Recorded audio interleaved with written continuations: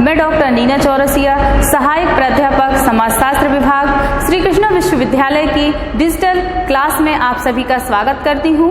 आज मैं आपको बीए द्वितीय वर्ष एवं बीएड तृतीय सेमेस्टर के शीर्षक सामाजिक प्रक्रियाएं एवं परिवर्तन इकाई प्रथम और इसका जो शीर्षक है सामाजिक संरचना, इससे संबंधित चर्चा करेंगे। सर्वप्रथम सामाजिक संरचना का परिचय देंगे कि इसके अंतर्गत हम आज आपसे किस किस विषय में चर्चा करेंगे।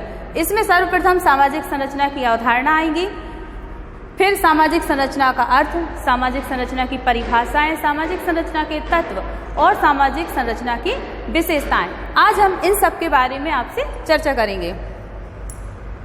सामाजिक संरचना की सर्वप्रथम आती है अवधारणा।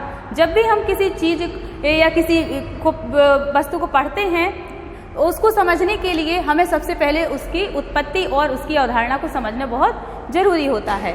हर्बर्ट स्पेंसर जो थे समाजशास्त्री, वो जैविकीय अनुरूपता से इतने प्रभावित थे कि उन्होंने सामाजिक संरचना की तुलना मानव शरीर से की। उन्होंने कहा कि जिस प्रकार मानव का शरीर विभिन्न अंगों से क्रमबद्ध तरीके से जुड़ा हुआ होता है, उसी प्रकार से सामाजिक संरचना भी क्रमबद्ध तरीके से जुड़ी हुई होती है। जो समाज के तत्व होते हैं, परिवार, संस्थाएं या जो उनकी जनरीतियां होती हैं, उन सबको सम्मिलित करके समाज का निर्माण होता है।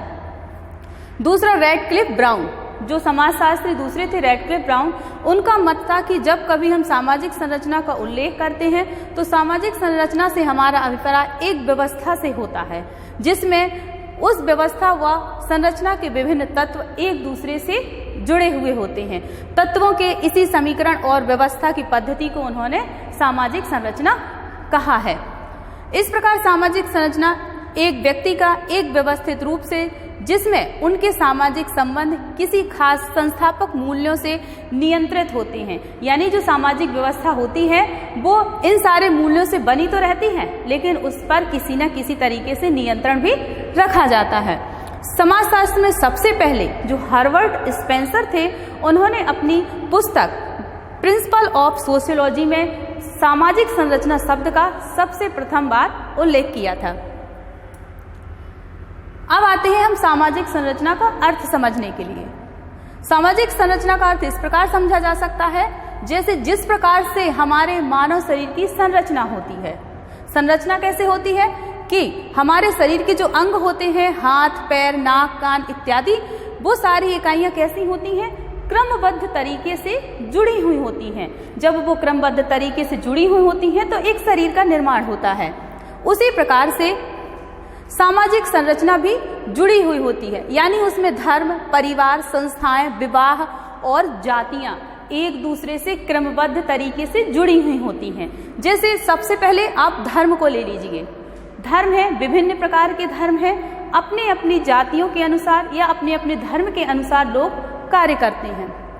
फिर आता है समाज की जो प्रमुख या मुख्य इकाई कह लीजिए परिवार। ठीक है, तो परिवार में बच्चों को जो सिखाया जाता है, आप बड़ों का आदर करना, सम्मान करना, अतिथियों का सम्मान करना, वो सारा आता है परिवार में। अगला आता है संस्था या समितियां। संस्था या समितियों का सदस्य बनकर ही व्यक्ति समाज के जो घर से बाहर जब निकलता है तो उसमें रहना सीखता है। अगला आता है हमारे जो समाज है, उसमें 4 प्रकार की जातियां बनाई गई हैं। जैसे आप देख सकते हैं ब्राह्मण, क्षत्रिय, वैश्य और शूद्र। इन जो ये 4 जातियां हैं, इनके अलग अलग कार्य हैं। जैसे ब्राह्मण जो है, उनका कार्य है धर्म से संबंधित सभी कार्यों को करना। दूसरा आता है क्षत्रिय। क्षत्रिय का काम होता है इन जो 3 और जातियां हैं, इनकी रक्षा करना और समाज की रक्षा करना। अगला आता है वैश्य का काम। वैश्य का काम है जो ये तीनों जातियां हैं, इनके पालन पोषण के लिए कार्य करना। अगला जो लास्ट आता है शूद्र। शूद्र का कार्य होता है इन तीनों जातियों की सेवा करना। यानी जातियां 4 हैं, लेकिन एक दूसरे से क्रमबद्ध तरीके से जुड़ी होती हैं। बिना एक किसी जाति के ये चारों जातियां कुछ भी नहीं कर सकती हैं। आखिर जैसे हमने परिवार बताया था, उसी प्रकार से समाज की एक मुख्य इकाई है विवाह। विवाह के बगैर समाज का कोई अस्तित्व ही नहीं है, और इन सबको क्रमबद्ध तरीके से जब जोड़ा जाता है तो एक समाज का निर्माण होता है। अब हम दूसरा उदाहरण लेंगे। पहला उदाहरण मैंने मानव शरीर का लिया, दूसरा लेती हूँ जो एक घर बनता है, यानी आप एक मकान का उदाहरण ले सकते हैं। मकान बनाने के लिए हमको किन किन चीज़ों की आवश्यकता होती है? ईंट, सीमेंट, पत्थर, कंक्रीट, कांच, सरिया, रेत। जब हम सबको एक क्रमबद्ध और एक अनुपात में मिलाते हैं तो एक मकान का निर्माण होता है। अगर इस अनुपात को गलत तरीके से मिला देंगे तो हमारा मकान नहीं बन पाएगा। इसी तरीके से जब क्रमबद्ध तरीके से और व्यवस्थित तरीके से जो हमारे सामाजिक संरचना को बनाने के लिए प्रमुख तत्व हैं, उनको जब व्यवस्थित तरीके से रखा जाता है तो एक समाज का निर्माण होता है। सामाजिक संरचना की परिभाषाएं। अब हम सामाजिक संरचना की जो परिभाषाएं हैं किन किन समाजशास्त्रियों ने दी हैं उनके अकॉर्डिंग पढ़ेंगे। पहला है टालकाट पार्सन्स के अनुसार। इन्होंने कहा है कि सामाजिक संरचना परस्पर संबंधित संस्थाओं, एजेंसियों और सामाजिक प्रतिभाओं तथा समूह से प्रत्येक सदस्य द्वारा ग्रहण किए गए पदों एवं कार्यों की विशिष्ट क्रमबद्धता को कहते हैं। इन्होंने भी क्रमबद्ध तरीके को ही ज्यादा महत्व दिया है। दूसरा है इग्गन। इग्गन के अनुसार अंतः वैयक्तिक संबंध सामाजिक संरचना के अंग हैं, जो कि व्यक्तियों द्वारा अधिकृत पद स्थितियों के रूप में सामाजिक संरचना के अंग बन जाते हैं और उसका निर्माण करते हैं। अगले समाजशास्त्री हैं फोर्ड्स। फोर्ड्स ने कहा है कि व्यक्तियों के बीच पाए जाने वाले पारस्परिक संबंध को ही सामाजिक संरचना के अंग माना है। इसमें जिन अंगों का समावेश होता है उसकी प्रकृति कैसी होती है? परिवर्तनशील होती है तथा इनमें पर्याप्त भिन्नता भी होती है। अगले समाजशास्त्री रैडक्लिफ ब्राउन। इनके अनुसार सामाजिक संरचना के अंग मनुष्य ही हैं और स्वयं संरचना संस्था द्वारा परिभाषित और नियमित संबंधों में लगे हुए व्यक्तियों की क्रमबद्धता है। कुल मिलाकर जो भी परिभाषाएं हैं, इन्होंने एक बात पर जोर दिया है कि जो भी व्यवस्था समाज में है वो कैसी हो? क्रमबद्ध तरीके से हो। अब इसके बाद आते हैं सामाजिक संरचना के तत्व, यानी सामाजिक संरचना का निर्माण करने के लिए किन किन तत्वों की आवश्यकता है, जो अलग अलग समाजशास्त्रियों ने अलग अलग तरीके से दी है। पहले समाजशास्त्री हैं पार्सन्स। इनके अनुसार इन्होंने नातेदारी को पहला तत्व माना है। नातेदारी का अर्थ होता है जैसे हमारे जो परिवार के सदस्य हैं, माता पिता, बुआ, चाचा, काका, यानी जितने भी हमारे परिवार के रिलेशनशिप से जुड़े हुए रिश्ते होते हैं उनको कहते हैं नातेदारी। तो उन्होंने कहा है कि नातेदारी बहुत आवश्यक है संरचना के निर्माण में। दूसरा उन्होंने कहा है सत्ता। सत्ता का अर्थ केवल राजनीति से नहीं है, उन्होंने सत्ता का अर्थ लगाया है कि समाज में कुछ व्यक्ति ऐसे होते हैं जो हमको नियम और कानून को समझाते हैं कि हमें समाज में किस प्रकार से रहना। जैसे माता पिता हमको समझाते हैं कि हमें आगे समाज में कैसे रहना है, बड़ों को प्रणाम करना है, हमारी भाषा कैसी होनी चाहिए, हमें किसको सम्मान देना है। ये सारी चीजें सत्ता के अंतर्गत ही आती हैं। ये सत्ता किसके हाथ में होती है? माता पिता या फिर जो घर के हमारे बुजुर्ग व्यक्ति होते हैं। इन्होंने तीसरा तत्व माना है धर्म। इन्होंने कहा है कि सामाजिक संरचना के निर्माण में धर्म बहुत महत्वपूर्ण है। बगैर धर्म के सामाजिक संरचना नहीं बन सकती है। धर्म भी अलग अलग जातियों और अलग अलग लोगों के अनुसार विभिन्न प्रकार के होते हैं। अगले जो समाजशास्त्री हैं रैडक्लिफ ब्राउन। तो रैडक्लिफ ब्राउन है जो, उन्होंने कहा है कि नातेदारी, इन्होंने भी नातेदारी को, जो हम पहले चर्चा कर चुके हैं, महत्वपूर्ण तत्व माना है। दूसरा आता है आर्थिक संगठन। इन्होंने सत्ता को बदले आर्थिक संगठन को महत्वपूर्ण मानता है। आर्थिक जो संगठन होते हैं वो कैसे होते हैं? अर्थ का अर्थ होता है पैसा, धन या फिर किसी ऐसी व्यवस्था से जो हमारी जरूरतें पूरी करते हैं। तो एक अकेला व्यक्ति अपनी पूरी आवश्यकताएं या जरूरतें पूरी नहीं कर सकता है।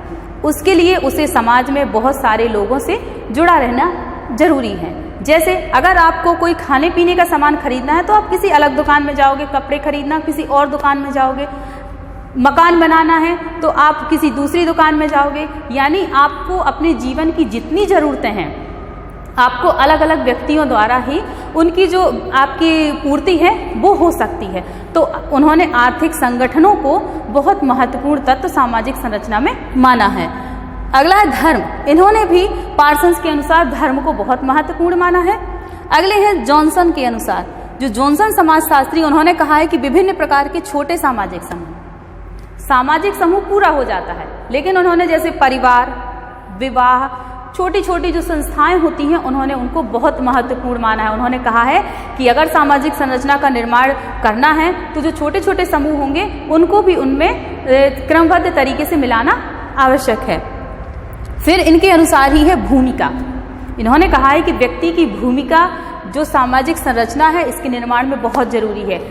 भूमिका का अर्थ होता है एक व्यक्ति समाज में बहुत सारी भूमिकाओं का निर्वाह करता है।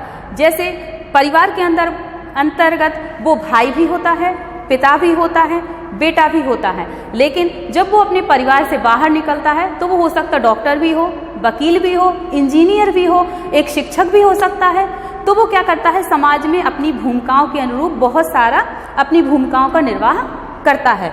ये कहलाती हैं एक व्यक्ति की भूमिकाएं। तो उन्होंने कहा है कि एक व्यक्ति में बहुत सारी भूमिकाएं होना जरूरी है, तभी सामाजिक संरचना हो सकती है। अगला उन्होंने माना है मानदंड।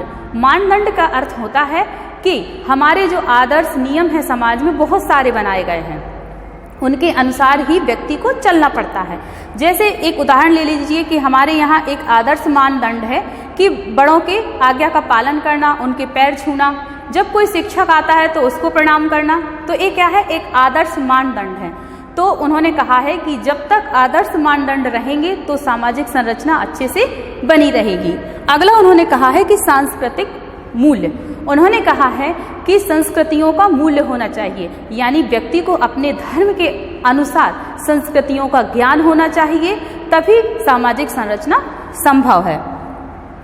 सामाजिक संरचना जो हमने अभी समझा है इसको समाजशास्त्रियों ने 3 भागों में बांटा हुआ है। उन्होंने कहा है ये सब तो जरूरी है ही, लेकिन इनके साथ साथ जो मुख्य 3 तत्व हैं वो इस प्रकार हैं। जैसे पहला है आदर्श नियम। आदर्श नियम होते हैं, आदर्श का अर्थ होता ही है कि मान लीजिए हम अच्छी बातें सीखें, सबका सहयोग करें, व्यवस्था जो बनी है उसके अनुसार ही हम चलें। तो उन्होंने कहा है कि जो आदर्श नियम होते हैं समाज में, जैसे हमने आपको बताया बड़ों का सम्मान करना, शिक्षकों का सम्मान करना, आप जा रहे हैं ट्रैफिक जो जैसे आप सड़क पार कर रहे हैं तो आपको ट्रैफिक रूल फॉलो करने होते हैं। उसी प्रकार अगर आपको परिवार में रहना है या समाज में रहना है तो जो समाज ने नियम बनाए हैं उनको भी आपको फॉलो करना पड़ेगा।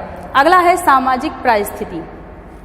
सामाजिक परिस्थिति होती है एक जो मनुष्य होता है उसकी 2 प्रकार की परिस्थिति होती हैं, एक होती है अर्जित और एक होती है प्रदत्त। जब व्यक्ति समाज में जन्म लेता है तो उसको अर्जित परिस्थिति के रूप में किसी का बेटा, किसी का भाई मान लिया जाता है। वो हो गई उसकी प्रदत्त, यानी समाज ने उसने कुछ भी नहीं किया लेकिन उसको एक प्रदान कर दी गई है कि ये तुम्हारी परिस्थिति, तुम इनके भाई हो, तुम इनके चाचा हो या तुम क्या हो। उसने उसके लिए कोई कार्य नहीं किया, ना ही संघर्ष किया, वो समाज ने उसको अपने आप बना दिया। दूसरी होती है अर्जित परिस्थिति। अर्जित का अर्थ होता है उसके लिए उसको संघर्ष करना पड़ता है और बहुत मेहनत के बाद उसको अर्जित परिस्थिति प्राप्त होती है। जैसे वो भाई तो है, उसने कुछ भी नहीं किया लेकिन वो किसी न किसी का भाई या बेटा बन गया, लेकिन उसको अर्जित परिस्थिति यानी उसको डॉक्टर, वकील, इंजीनियर या शिक्षक बनने के लिए बहुत संघर्ष करना पड़ेगा। वो उसकी कैसी स्थिति हो जाएगी, अर्जित, जो उसने मेहनत से अर्जित की। तो उन जो समाजशास्त्री हैं उन्होंने कहा है कि सामाजिक परिस्थिति, उसकी 2 प्रकार की जो मनुष्य की परिस्थितियां होती हैं वो बहुत आवश्यक हैं। अगला उन्होंने बताया है कि सामाजिक भूमिका। भूमिका को हम पहले भी समझा चुके हैं। एक होती है सामाजिक भूमिका, यानी व्यक्ति समाज में कितनी भूमिकाओं का निर्वाह करता है। जैसे एक व्यक्ति केवल परिवार में रहता है, वो किसी का बेटा, पिता या चाचा कुछ भी, बस उसने कोई अर्जित भूमिका, मतलब जो अर्जित उसकी परिस्थिति है वो उसने कुछ भी नहीं किया, केवल वो जो उसको प्रदत्त है समाज ने दी है उतनी ही भूमिकाओं का निर्वाह कर रहा है। लेकिन कुछ व्यक्ति ऐसे होते हैं कि वो घर परिवार की भूमिकाओं का निर्वाह भी करते हैं, बाहर निकलते हैं। मान लीजिए कोई डॉक्टर है, वो किसी संस्था का संस्थापक भी हो सकता है, किसी समिति का सदस्य भी हो सकता है, और वो साथ साथ अपनी डॉक्टर जो है वो तो उसका वो है ही, साथ में वो अपनी परिवार की भूमिकाओं का निर्वाह भी कर सकता है। इसी प्रकार एक व्यक्ति समाज में अनेक भूमिकाओं का निर्वाह करता है। इस प्रकार हमने समझा कि सामाजिक जो संरचना है उसके कौन कौन से महत्वपूर्ण तथ्य हैं, यानी सामाजिक संरचना को बनाए रखने के लिए किन किन तथ्यों की आवश्यकता है। अब आते हैं कि भारत में संरचनावादी विचारक, यानी भारत में जो संरचनावादी विचारक है वो कौन कौन से हैं। इसमें पहला आता है A.R. देसाई, दूसरा है राधा कमल मुखर्जी, तीसरा है कथालेन गब्स, चौथा है लुईस दोमो। अब आती है सामाजिक संरचना की विशेषताएं। सामाजिक संरचना का अर्थ, परिभाषाएं समझने के बाद इसके जो महत्व या विशेषता है उसको समझना बहुत आवश्यक है। विशेषताओं में पहला है कि सामाजिक संरचना अमूर्त होती है। अमूर्त का अर्थ होता है जिसको ना हम देख सकते हैं न छू सकते हैं, ठीक है। तो सामाजिक संरचना कैसी होती है? अमूर्त होती है और ये विभिन्न सामाजिक संबंधों से कैसी हुई होती है? जुड़ी हुई होती है। अगला है सामाजिक संरचना अनेक उप संरचनाओं से मिलकर बनी हुई होती है। उदाहरण के तौर पर हम ले सकते हैं उप संरचनाएं क्या कहलाती हैं? उप संरचनाएं कहलाती हैं जैसे परिवार, नातेदारी, संस्थाएं और विभिन्न समूह और संस्थाएं। यानी जब एक दूसरे से मिली हुई होती हैं क्रमबद्ध तरीके से तो सामाजिक संरचना का निर्माण होता है। अगला है सामाजिक संरचना से हमें समाज के बाहरी स्वरूप का ज्ञान होता है। सामाजिक जो संरचना है वो कैसी होती है? विभिन्न इकाइयों से संबंधित होती है और एक समाज का जो ढांचा होता है उसका निर्माण करती है। अगला है जैसा कि सामाजिक संरचना के अर्थ में ऊपर हमने कहा है कि सामाजिक संरचना इकाइयों की क्रमबद्धता से होती है। इकाइयों का महज संयोग नहीं बल्कि एक विशिष्ट क्रम में संरचना का स्वरूप निर्धारित करता है। इस क्रम के अभाव में संरचना कायम नहीं रह सकती है। यानी इसकी मुख्य विशेषता यही है कि जो सामाजिक संरचना होती है उसको कैसे, जो ये उसकी पूरी इकाइयां होती हैं वो सारी क्रमबद्ध तरीके से ही होनी चाहिए। अगला है सामाजिक संरचना विभिन्न इकाइयों का पद और स्थान पूर्व निर्धारित होता है। इन्हें प्रतिस्थापित नहीं किया जा सकता। समाज की जितनी भी इकाइयां होती हैं वो कैसी होती हैं? पूर्व निर्धारित होती हैं। जैसे परिवार की इकाई हमने बताया कि धर्म है, जाति है, संस्था है, समितियां हैं, वो कैसी होती हैं? पूर्व निर्धारित होती हैं। जैसे हमें पता है कि हम परिवार में जाएंगे तो वहां रहेंगे, खाना खाएंगे, हमारे भाई हैं, हमारे माता पिता हैं, लेकिन क्या हम समिति के अंदर जाएंगे तो यहाँ वो सब चीजें मिलेंगी? नहीं मिलेंगी। तो क्या होती हैं? उनका एक निश्चित स्थान होता है कि हम परिवार में जाएंगे तो हमें कैसे रहना है, समिति में जाएंगे तो हमें कैसे रहना है। मान लीजिए हम विद्यालय आते हैं तो विद्यालय के जो रूल होते हैं, जो नियम होते हैं, उनके अनुसार हमें चलना पड़ता है। वैसे ही जो परिवार के नियम होते हैं उन्हीं के अनुसार हमें चलना होता है। तो इन्होंने कहा है कि जो भी निर्धारित पद होते हैं या इकाइयां होती हैं समाज की, वो कैसी होती हैं? पूर्व निर्धारित होती हैं, उसमें कोई बदलाव नहीं किया जा सकता है। अगला है प्रत्येक समाज की संस्कृति भिन्न भिन्न होती है, अतः संस्कृति द्वारा निर्धारित प्रतिमानों में विभिन्नता होने के कारण संरचना भी भिन्न भिन्न होती है। सामाजिक संरचना की प्रकृति उसके अंगों पर निर्भर करती है और अंगों का स्वरूप हर समाज में अलग अलग होता है, इसलिए सामाजिक संरचना में भी भिन्नता पाई जाती है। जैसे भारत देश में बहुत सारी जातियां हैं, वो अपने अनुसार अपनी अपनी जो समाज है उसके आसपास का जो आवरण है उसका निर्माण करती हैं। आप जितनी जातियों के पास जाएंगे आपको कुछ ना कुछ नियम उनके अलग अलग दिखेंगे। इसीलिए इसकी एक सामाजिक संरचना की विशेषता है कि जो भी धर्म होते हैं वो अपने अनुसार थोड़ी बहुत सामाजिक संरचना में आसपास परिवर्तन करते रहते हैं। अगला है सामाजिक संरचना स्थानीय विशेषताओं से प्रभावित होती है। प्रत्येक समाज की संस्कृति स्थानीय परिवेश के अनुकूलन से परिणाम स्वरूप विकसित होती है। यानी कोई भी संस्कृति हो, लेकिन क्या होता है जब वो किसी दूसरे स्थान पर रहने जाते हैं वो लोग, तो उनके धर्म में, उनके रहन सहन में थोड़ी बहुत परिवर्तन होता है। तो उन्होंने कहा है कि जो सामाजिक संरचना होती है वो स्थानीय जो निवासी हैं उनके अनुसार उसमें थोड़ा बहुत परिवर्तन होता रहता है। अगला है सामाजिक प्रक्रियाएं सामाजिक संरचना का महत्वपूर्ण पक्ष है। समाज में सहयोग, व्यवस्थापन, अनुकूलन, आत्मीकरण, प्रतिस्पर्धा जैसी अनेक प्रक्रियाएं चलती रहती हैं। सामाजिक संरचना इन प्रक्रियाओं से प्रभावित होती है। इसमें उन्होंने कहा है कि जो सामाजिक प्रक्रिया हैं, यह सामाजिक संरचना के निर्माण में जो महत्वपूर्ण तथ्य हैं वो कैसे होते हैं? सामाजिक संरचना को परिवर्तित या उसको प्रभावित भी कर सकते हैं। अगर इनके जो सहयोग, व्यवस्थापन, अनुकूलन और जो आत्मसातीकरण होता है, अगर ये किसी समाज में विद्यमान है, व्यक्ति एक दूसरे को अच्छे से समझते हैं, एक दूसरे की बातों को ऐसे समझते हैं कि ये हमारा ही समाज है, तो समाज अच्छे से चलता है। अगर कोई व्यक्ति समाज में द्वेष उत्पन्न करता है, घृणा का भाव उत्पन्न करता है, तो यहाँ समाज नष्ट होने की कगार पे चला जाता है। तो आज हमने सामाजिक संरचना के बारे में जानकारी प्राप्त की है कि आखिर सामाजिक संरचना है क्या, सामाजिक संरचना का अर्थ क्या है। क्योंकि जब हम समाज में निर्माण करते हैं और अगर हमें अपने समाज के बारे में ही अच्छे से जानकारी प्राप्त नहीं है, तो हम किसी दूसरी चीज़ों के बारे में जानकारी कैसे प्राप्त कर सकते हैं। तो आज हमने बहुत अच्छे से समझा है कि आखिर सामाजिक संरचना है क्या और सामाजिक संरचना के मुख्य तत्व हैं क्या। धन्यवाद।